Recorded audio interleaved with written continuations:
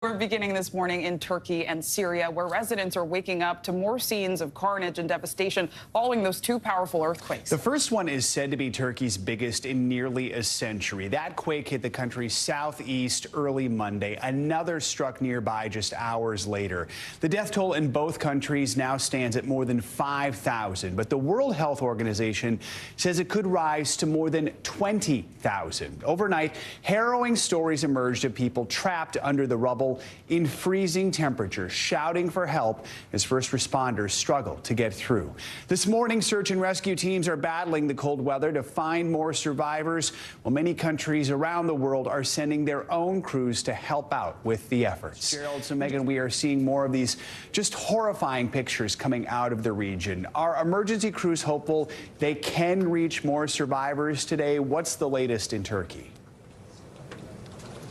Well, Joe, it's good to be with you. Look, this is absolutely a race against time, and we are talking about more than 24 hours that thousands of people have been trapped beneath the rubble. And as you mentioned, we're talking about the depths of winter here. Cold temperatures, snow and rain in certain areas. And President Erdogan had said yesterday that that has an impact on first responders. But then, of course, you've got to imagine the people that are trapped beneath the rubble and the impact that that has on them. As you mentioned, I think what's most excruciating here, possibly the most excruciating, is the fact that first responders can hear the cries and the screams for help of the people that are trapped, that are desperate to be saved as they work around the clock through these frigid temperatures to try and save them, Joe. You know, Megan, if you go just across the border to Syria, it is in many ways a drastically different situation. I mean, this earthquake is more heartache for a country that has been hit by years of civil war. So what's the situation like there with so many sanctions and travel restrictions? Can international rescue teams even get there quickly?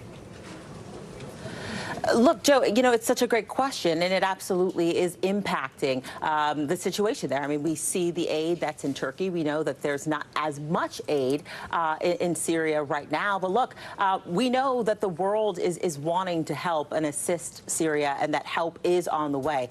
President Biden, for example, just yesterday saying that U.S.-supported humanitarian partners will be going to Syria to try and help out. We know that the United Kingdom is working and in touch with the United Nations about sending help to Syria.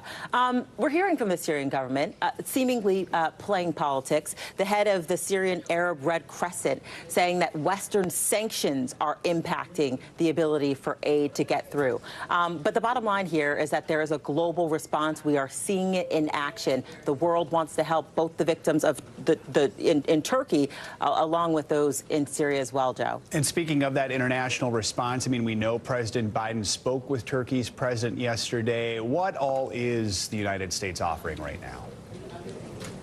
Yeah, so President Biden further reaffirming his support for Turkey, this dedication to trying to help the country in any way possible. We know that rescue crews are already on the way to Turkey to be there on the ground to try and help with this search and rescue effort.